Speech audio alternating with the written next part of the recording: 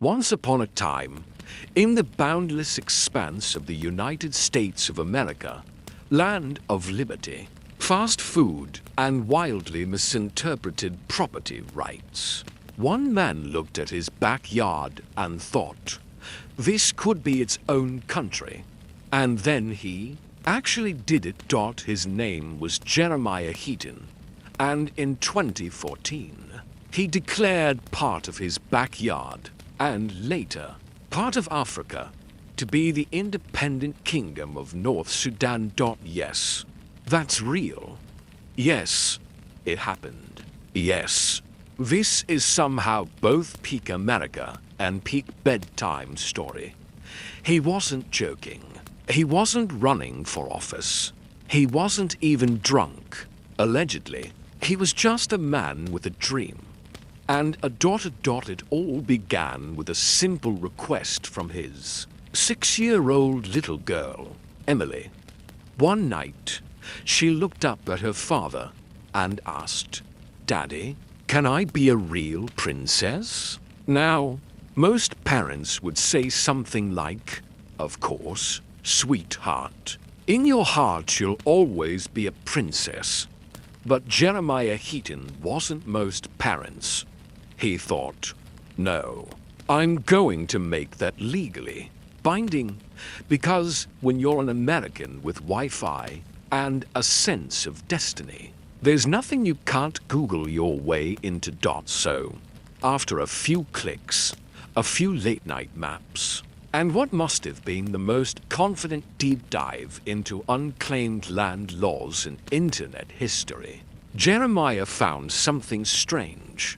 A patch of desert between Egypt and Sudan. A place called Bir Tawil.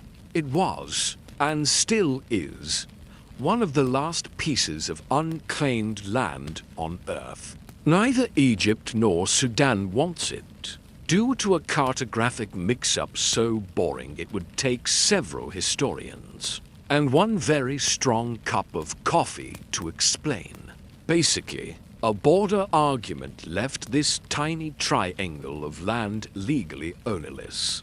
No one claimed it, no one lived there, and Jeremiah thought, perfect, I'll just take that, because why not? America was founded on the principle of finders keepers. So, in July of 2014, Jeremiah Heaton traveled all the way from Abingdon, Virginia, to the middle of the African desert. He packed food, water, and, naturally, an American flag with a homemade crest on it. He stood on the hot sand, raised the flag, and declared the birth of a new nation, the Kingdom of North Sudan. And just like that, his daughter Emily became a real princess. The kind of princess Disney could only dream of writing. One with no castle, no subjects, and possibly the best jurisdictional loophole in human history. He even printed passports, designed a coat of arms, set up a website. He told reporters, "I did this for love," which is exactly what every historical madman says. Right before accidentally starting a geopolitical incident. Of course, the internet went wild. Some called him a visionary. Some called him a colonialist with Wi-Fi. Most called him the guy who took Father's Day too seriously. But Jeremiah didn't care. He was now a king, and his backyard diplomacy had just become international news. And that's where our story begins, with one man, one daughter, and one very confident misunderstanding of international law. Because this isn't just a story about one absurd kingdom. It's a story about what happens when the human imagination collides with bureaucracy. When a bedtime wish becomes a border dispute. When love, ego, and patriotism get mixed in the blender and come out as a sovereign state. And in the most American twist possible, It all started, as great things often do, in a backyard.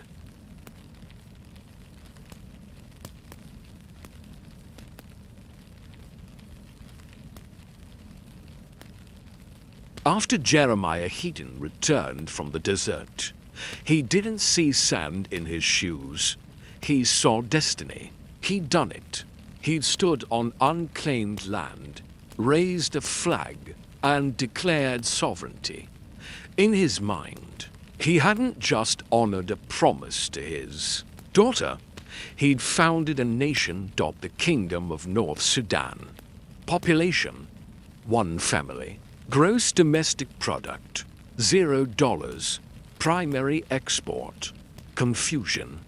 Back home in Virginia, he got to work establishing his kingdom the only way any self-respecting 21st century monarch would. With a Facebook page, because every modern revolution needs a good logo, a website, and at least 1 paragraph in Comic Sans explaining the vision. Jeremiah's mission statement was simple. He wanted to make the world better through peace, sustainability, and possibly agriculture. Yes, he announced plans to turn his newly acquired desert kingdom into a hub for sustainable farming, which is bold, given that Bir Tawil is 800 square miles of lifeless sand, where not even a cactus would RSVP yes. But optimism is the royal fuel of absurdity. He released a press statement saying, "My country will serve humanity." And honestly, that's a lovely sentiment for someone whose country didn't yet have water, borders, or a functioning government. Still, he was serious. He applied for diplomatic recognition from Egypt and Sudan. He emailed the United Nations. He started calling himself King Heaton. You can picture the poor intern at the UN office reading that email like, "Okay, who gave this guy a globe?" Meanwhile, his daughter Emily was thrilled. Her bedroom filled with drawings of castles, flags, and imaginary citizens. She told her classmates she was a princess, which, technically, was now both adorable and geopolitically problematic. And that's what made it so perfectly American.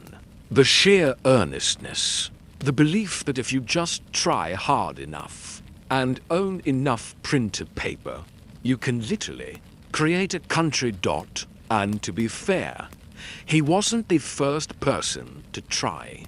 The world is full of micronations, tiny, self-declared, states founded by people who looked at reality and said, "That's cute, but I'd like to do my own thing." There's the Principality of Sealand, an abandoned World War II fort off the coast of England claimed by a man in the 1960s. There's Molossia, a nation in Nevada run by a guy who has a navy consisting of inflatable boats. There's the Republic of Sorgiers in France, the Empire of Atlantium in Australia, and even one declared by a man in his apartment, whose national anthem is just him humming aggressively. Humanity, it seems, has a long tradition of confusing private property with divine right. But Jeremiah's claim was different, because unlike most micronation founders, he wasn't doing it for attention or rebellion, at least not at first. He did it for a promise. He did it because a child asked him a question that couldn't be answered with maybe. Someday. That's the part that turns this story from funny to almost poetic. Yes, it's absurd. Yes, it's peak delusion. But it's also a father saying, "You deserve to feel like royalty," and then going out and literally rewriting the map to make it true. Of course, The internet didn't see it that way. The headlines poured in. American declares himself king of Africa. Dad goes to far-grunting princess dream. Local. Man accidentally reinvents colonialism. People were divided. Some admired him. Others accused him of ignorance, of acting like a 19th century explorer who thought the world was still up for grabs. But Jeremiah defended himself. He said, "I didn't take anyone's land. I just claimed what no one else wanted." And technically, he was right. Legally speaking, Bir Tawil belonged to no country. It was a leftover glitch in the geopolitical matrix, the result of two maps that disagreed and to governments that said, "You know what? You keep it." In that sense, his kingdom was perfect, a metaphor for modern idealism, grand in vision, built on nothing. But in true American fashion, Jeremiah started thinking bigger. A flag wasn't enough. A princess wasn't enough. A claim wasn't enough. He started dreaming of recognition. He wanted embassies. He wanted trade. He wanted the Kingdom of North Sudan to matter. Because once you've declared your backyard an independent nation, you can't exactly scale back to mowing it on weekends. He was hooked on the fantasy of sovereignty, on the performance of power, on the idea that a single person could carve meaning out of sand. And maybe that's why his story feels strangely familiar. Because, in some way, every person who's ever tried to leave a mark on the world, every artist, every inventor, every dreamer, has been doing the same thing Jeremiah did in that desert. Planting a flag in the void, whispering, "This is mine. This means something." It's just that most of us stop before drawing borders.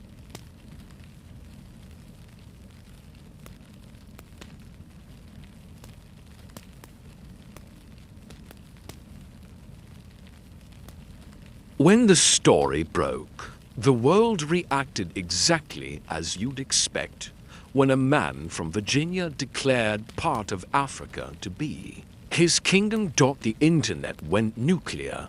Every headline came with the energy of a drunk uncle trying to summarize history. American. Dad becomes king. Virginia man claims Africa in name of daughter. Colonialism 2.0. Now with extra love. It spread across Reddit, Facebook, Twitter, the full buffet of human judgment. Some people loved it. Some thought it was satire. Others were absolutely furious. And if there's one universal law of the modern world, it's this. If you do anything weird enough, someone on the internet will both idolize and despise you simultaneously. Jeremiah's inbox exploded. Journalists called. TV shows wanted interviews. Documentary crews circled like vultures, holding microphones. He sat in his living room, his homemade flag behind him, trying to explain to reporters that this was not about conquest. This is about love, he said, about imagination. But once you've claimed a chunk of Africa, the phrase "it's about love" tends to land a little awkwardly. The media machine didn't care about nuance. They wanted sound bites, not self-reflection. And Jeremiah, being an optimist, gave them plenty. He posed for photos holding his flag, smiling proudly. He referred to himself as His Majesty. He spoke about his plans to build an eco-friendly kingdom that would feed the hungry. It was bold, maybe even noble, except for the part where he had no infrastructure, no citizens, and technically no right to do any of it. To some, he was a visionary. To others, a headline-hungry colonizer wrapped in good intentions. Meanwhile, little Emily, Princess Emily of North Sudan, was mostly just thrilled that her dad's promise had come true. She wore a crown to school. Her friends called her Your Highness. She'd hand out toy coins and say, "This is North Sudanese currency." It was adorable. It was innocent. It was the last pure thing in a story rapidly turning into a global meme. Because soon enough, the internet decided that Jeremiah wasn't just eccentric. He was dangerous. Think pieces popped up overnight. What does it mean when Americans claim foreign land? Academics started debating whether his act violated international law. One anthropologist called it a charming fairy tale dipped in the vinegar of colonial nostalgia. That's academia speak for, "Sir, please put the flag down." But Jeremiah kept insisting that his heart was pure. He wasn't trying to steal. He was trying to inspire. He said, "If a 6-year-old girl's dream can remind the world that anything is possible, then I've done my job." It's the kind of line that makes you pause right before remembering. He's technically trespassing onto nation's diplomatic headache. Still, the story grew. He started selling North Sudan merchandise, T-shirts, coffee mugs, flags. You could even apply for citizenship on his website by filling out a short form that asked, essentially, "Do you believe in magic?" Thousands did, suddenly. The Kingdom of North Sudan had citizens from all over the world, people who, for reasons known only to insomnia and irony, decided that a father's desert daydream sounded like the kind of government they could get behind. They called themselves Heatonites. They designed digital passports. They posted inspirational quotes like, "Every empire starts with one step into the sand." The absurdity had become a community. And somewhere in Virginia, Jeremiah was both flattered and mildly terrified that his make-believe monarchy was now a functioning fandom. But fame, like sovereignty, is a tricky thing to manage. The press attention soon brought real scrutiny. Critics pointed out that Bir Tawil wasn't his to claim, that even unclaimed land belongs to the earth, to indigenous history, to no single person. Sudanese officials issued statements politely reminding him that their patience was not infinite. Egyptian newspapers mocked the idea, calling him the desert dreamer. A few online activists accused him of exploiting Africa for Western vanity. And for the first time, Jeremiah realized he was standing in the middle of something much bigger than a promise to his daughter.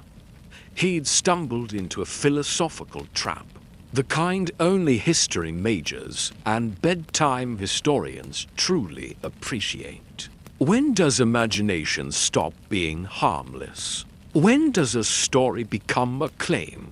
When does a joke become a jurisdiction? He never really answered those questions.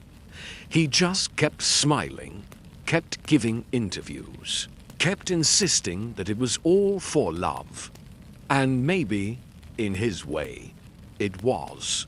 Because behind the absurdity, the flags, the maps, the PR disasters, there was something achingly simple. A father doing the wrong thing for the right reason. It's easy to laugh at him.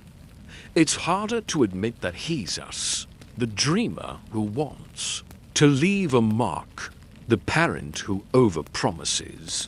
The person who looks at the rules of the world and says, sure, but what if I just didn't? Maybe that's why his stories spread so fast.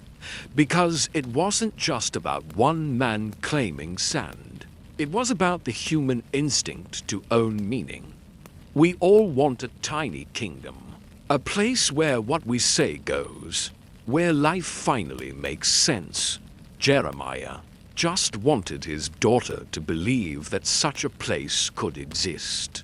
He just forgot that the internet will always find your kingdom and turn it into a joke before lunch.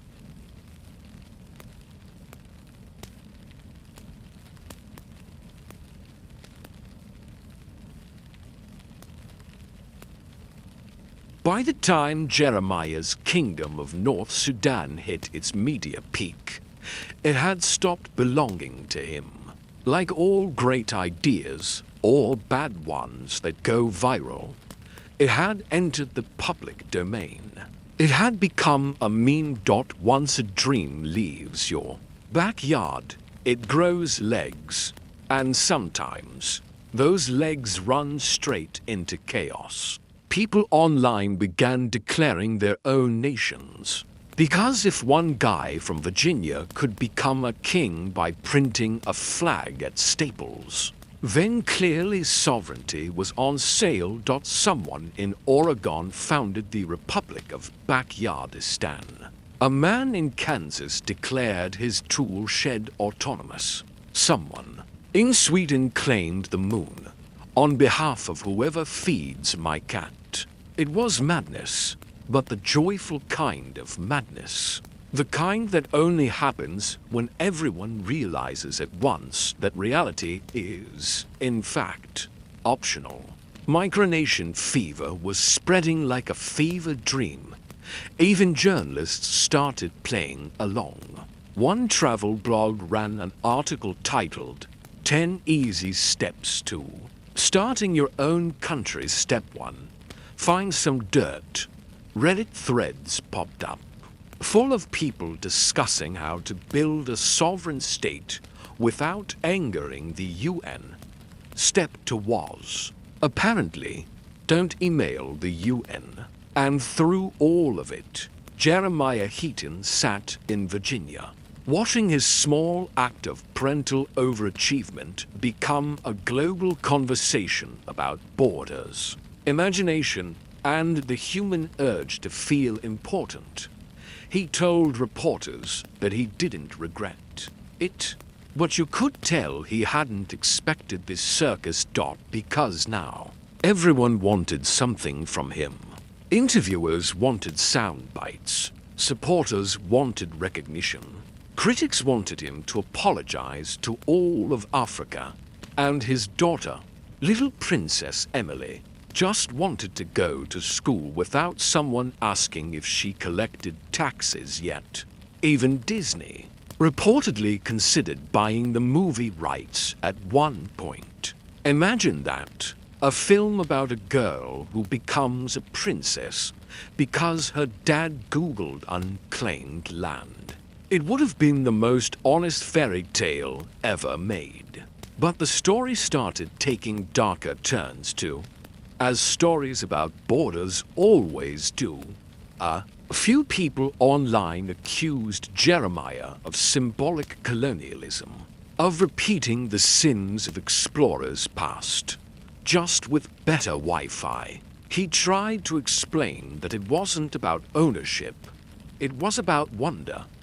But by then, the internet had decided what kind of story this was. And once the internet decides, you don't get to rewrite the ending. There were think pieces titled The Kingdom of North Sudan and The American Disease. They described Jeremiah as a man so privileged. He thought a princess' wish was a land grant. It was cruel, but also a little poetic. And maybe that's the tragedy of being a 21st century dreamer. The moment you do something pure, the world breaks it down into discourse. Jeremiah wasn't an empire builder.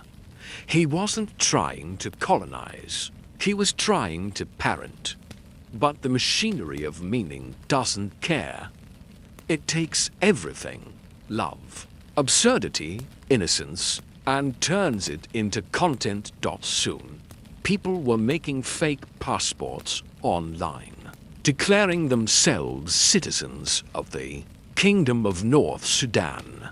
They photoshopped Jeremiah into royal portraits, complete with a crown and, for some reason, aviator sunglasses. Someone edited his Wikipedia page to read, Jeremiah Heaton, 21st century explorer, father, and possibly a sovereign sandwich enthusiast.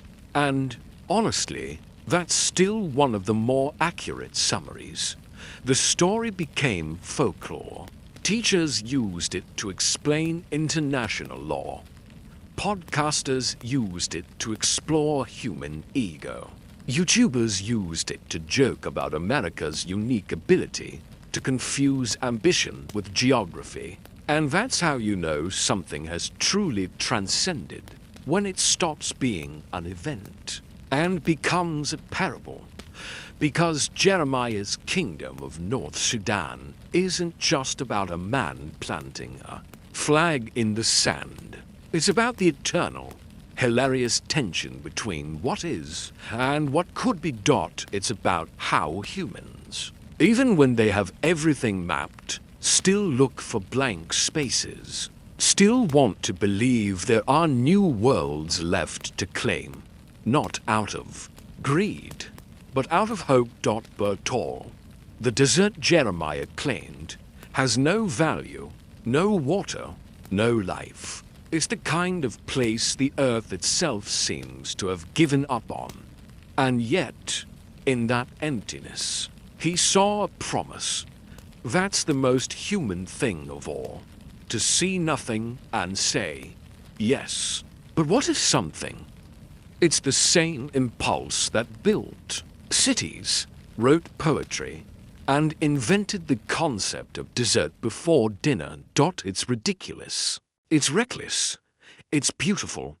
Jeremiah Heaton wasn't the first dreamer to plant a flag in the void. He was just the latest to discover that the world doesn't always reward imagination. It tends to laugh at it. But sometimes laughter is the reward. Because what he gave the world, even by accident, was a reminder that reality is only as fixed as we let it be. That you can, quite literally, wake up one morning, drink some coffee, look at a map, and decide, today, I think I'll found a kingdom. And isn't that kind of glorious?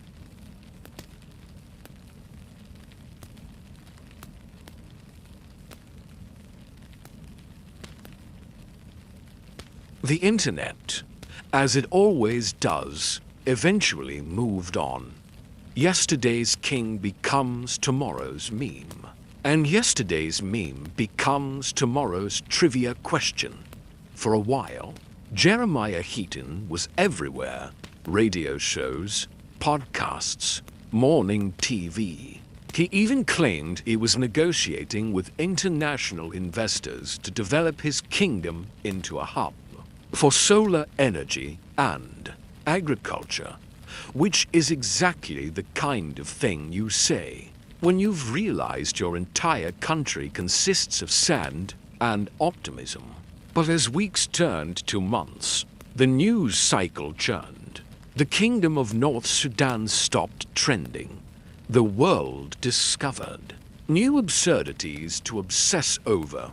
And just like that, the great backyard monarchy of 2014 faded into the quiet realm of weird history. We vaguely remember. It was as if Jeremiah's kingdom had evaporated, the way all digital empires do, leaving only cached headlines and a few blurry photos of a man holding a flag in the desert. The dream had outlived its moment. But here's the funny thing about absurd dreams. They don't really die. They just go underground, like folklore waiting to be rediscovered. Jeremiah kept his title, even as the press stopped calling. He still referred to himself, half-jokingly, as the king. He still talked about his daughter's dream. He still believed, or maybe needed to believe, that something about it mattered. He told one reporter, years later, it's not about land, it's about legacy, which, in a way, is what all kingdoms really are. Stories disguised as geography.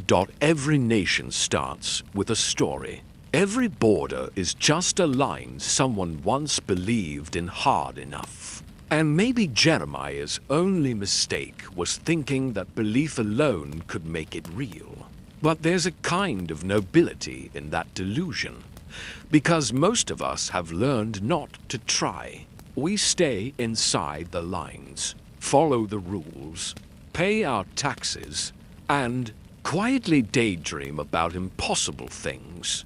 Jeremiah just skipped the daydream part. He went straight to the paperwork. And honestly, isn't that what makes this story so strangely comforting? The way it dances between ridiculousness and sincerity, like a comedy that accidentally wanders into philosophy halfway through. He didn't start a war. He didn't hurt anyone. He just believed a little too hard. And maybe that's why his story still floats around the corners of the internet. Because it's absurd, yes, but also deeply relatable. Who hasn't wanted to be king of something? To have control over a small patch of chaos, to stand somewhere, even metaphorically, and say, "This is mine. This is what I made." That's what Bir Tawil was for Jeremiah. Not a kingdom, but a canvas. A place big enough for a dream too weird to fit anywhere else. And when the laughter faded, what remained was strangely poetic. A father's love, a daughter's wish, and a patch of empty land that, for one brief summer, became a symbol of how far imagination will go to keep its promises. It's easy to see him as foolish, but there's something profoundly human about his stubbornness, his refusal to let the world be finished. He looked at a map, saw a blank space, and thought, there's still room for wonder. And honestly, we could use more people like that. People who look at the empty, overlooked parts of the world and see possibility instead of pointlessness. Because in its own strange way, the Kingdom of North Sudan wasn't a mistake. It was a love letter to the idea that even in a world covered in laws, fences, and GPS coordinates, there are still corners left unclaimed by cynicism. Maybe that's why the story never quite disappears, because buried under all the absurdity is a small, quiet truth that sometimes the greatest acts of rebellion aren't violent or grand. They're just unapologetically sincere.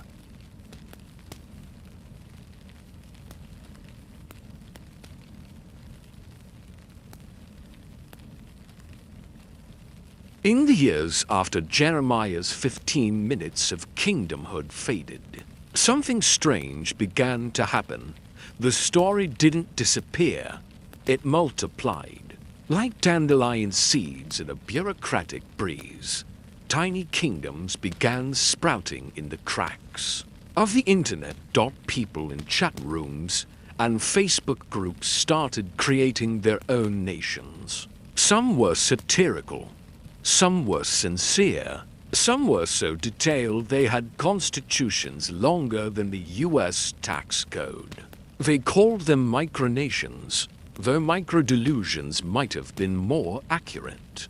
There was West Arctica, founded by a man who claimed a slice of Antarctica for scientific and spiritual purposes. There was Laudonia, a country in Sweden created by an artist who got annoyed at zoning laws and decided to secede from logic. And there was Molossia, run by a cheerful man in Nevada who wears a military uniform and taxes his citizens in cookie dough. These places exist halfway between joke and religion, tiny, legally non-existent realms built out of stubborn imagination. And in their own ridiculous way, they all owe something to Jeremiah Heaton and his daughter's bedtime wish. Because once someone shows that you can plant a flag in sand and call it a nation, it's only a matter of time before everyone else starts looking for their own unclaimed metaphor. Some people do it for art, some for rebellion, some because, deep down, the world feels too big and too indifferent. And it's comforting to carve out a tiny kingdom where you matter. It's easy to mock it until you realize we all do the same thing, just less dramatically. We draw borders around our routines. We make laws for our comfort zones. We declare independence from each other and then wonder why we feel alone. Jeremiah's Kingdom of North Sudan just took that impulse and gave it a flag. He made the invisible visible, the private fantasy public, and in doing so, he exposed how fragile the whole idea of nationhood really is. Because if one man with a flag and a dream can start a country, then what does that say about all the others? Every empire, every republic, every monarchy began exactly the same way. Someone standing on dirt and saying, "This is mine." The difference is scale, not substance. And that's what makes his story oddly profound. It reveals that the boundary between absurdity and authority is mostly paperwork. A king is just a man whose dreams survived long enough to get notarized. But the story also took on another, darker life, in the corners of the internet where every absurdity breeds conspiracy. Some people began insisting Jeremiah was part of a secret US land grab. Others claimed the Kingdom of North Sudan was a front for oil interests or secret bases. Someone even started a rumor that Disney was building a theme park there, the happiest nowhere on earth. Jeremiah, understandably, was bewildered. He'd gone from devoted dad to internet monarch to supposed international operative.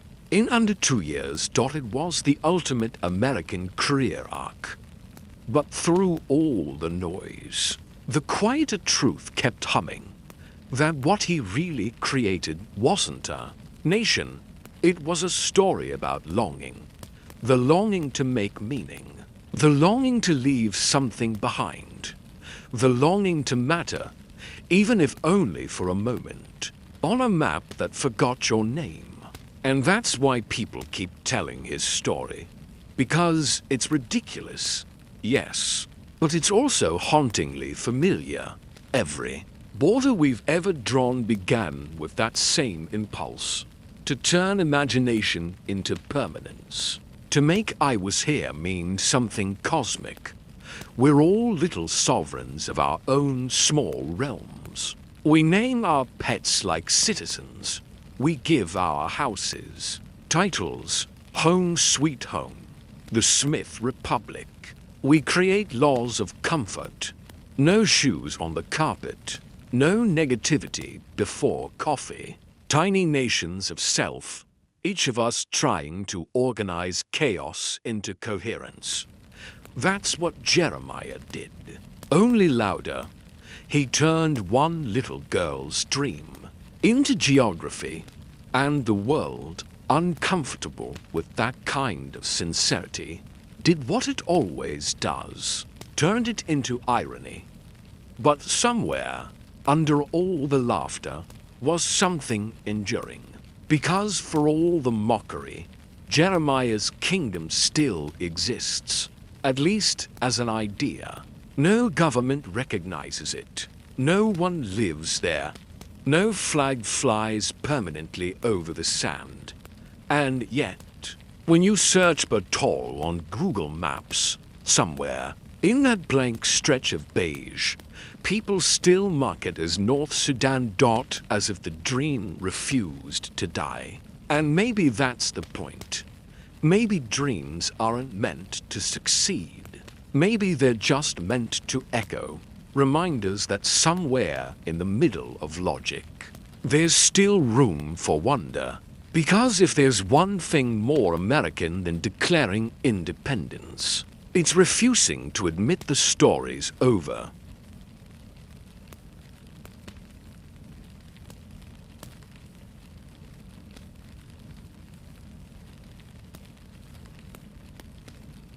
The older the story of Jeremiah Heaton gets, the more it feels less like a news headline and more like a fable, a modern fairy tale, except instead of a castle and a crown, there's a Virginia backyard, a sand dune, and a man squinting at a map like it's a horoscope, because when you peel back the absurdity, what's left isn't really a man claiming land. It's a man doing what humans have always done, mistaking imagination for cartography, borders. After all, are stories that got out of hand. Some king or conqueror once said, "From this tree to that river, everything is mine," and everyone else went, "Cool.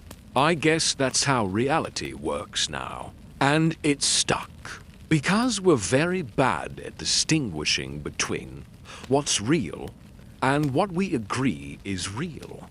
The Kingdom of North Sudan wasn't special because it existed. It was special because it exposed how everything exists that way. Your country, your name, your mortgage, your favorite sports team. All of it runs on the same invisible fuel. Belief. That's what Jeremiah stumbled into, accidentally, while trying to make his daughter smile.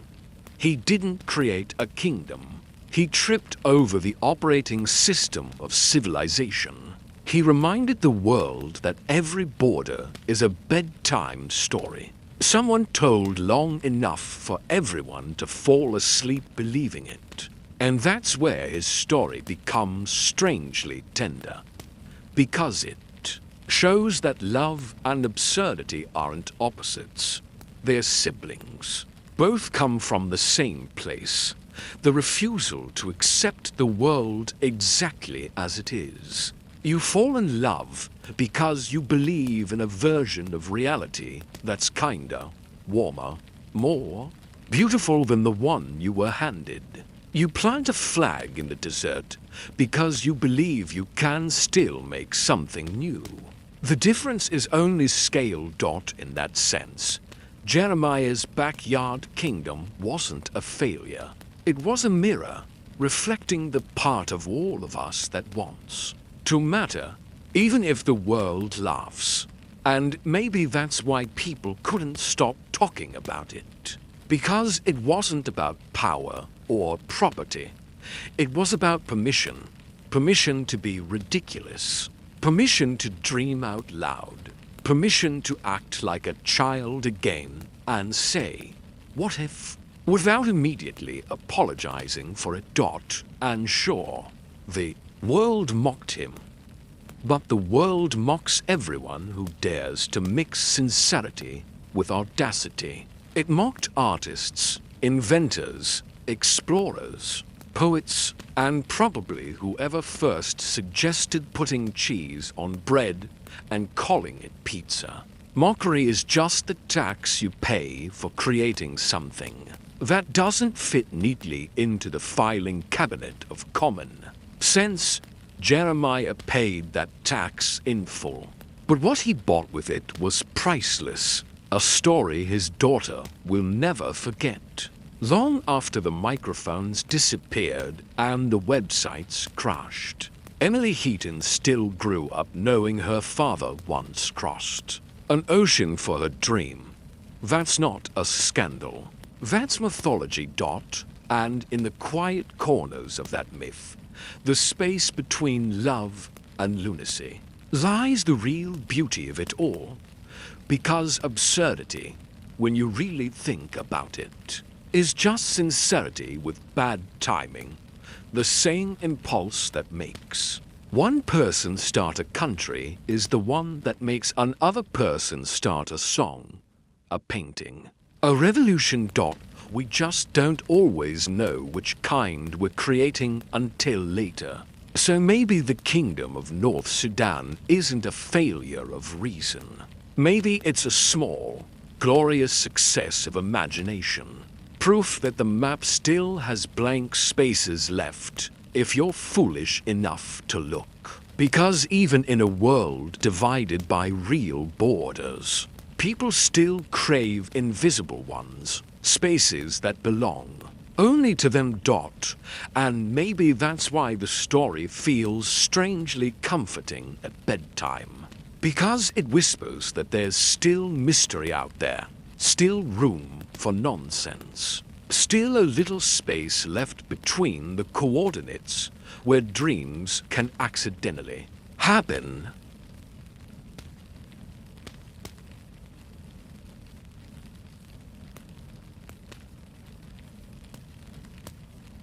And so, the Kingdom of North Sudan drifts now, somewhere between memory and myth. No soldiers, no citizens, no anthem echoing across the sand, just wind, just the faint ghost of a flag flapping in a desert that doesn't care.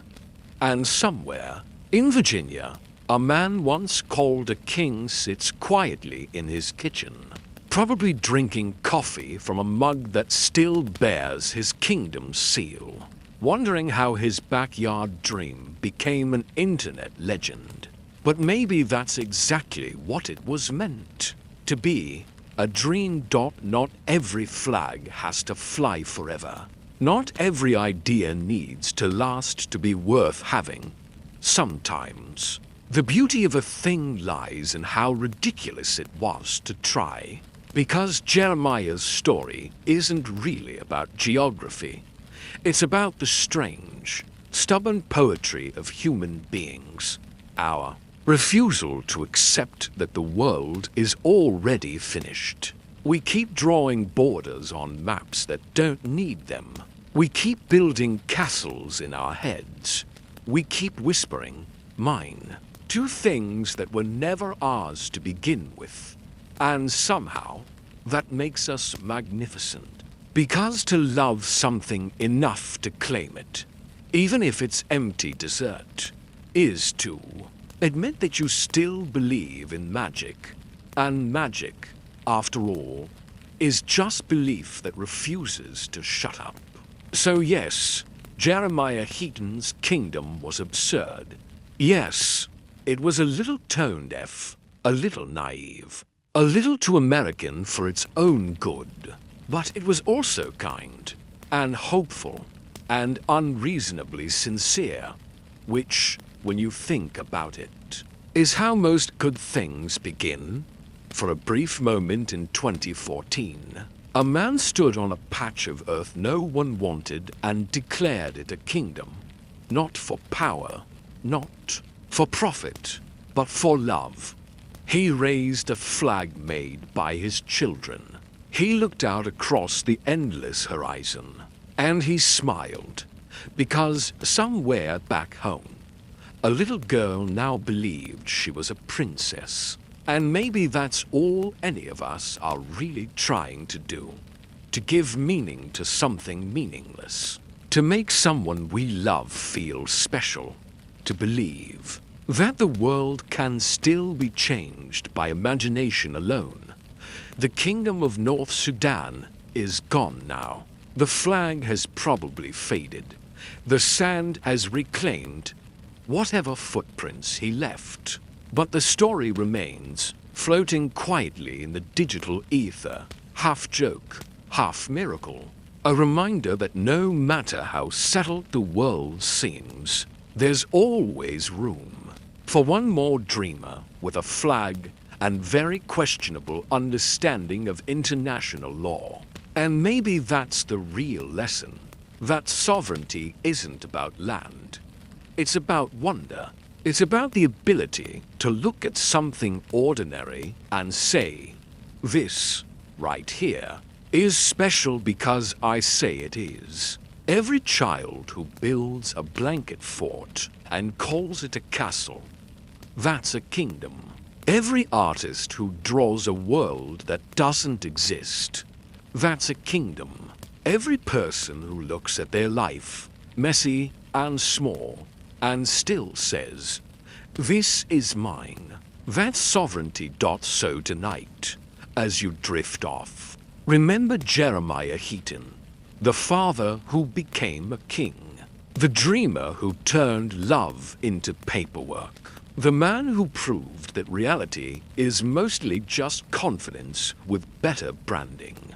He reminds us that even the silliest dreams deserve their moment in the sun, that every backyard can be a country if you love it hard enough, and that sometimes, to keep hope alive, you have to believe in something completely, gloriously ridiculous, because absurdity, in its purest form, is just honesty wearing a silly hat. And maybe that's what keeps the world turning.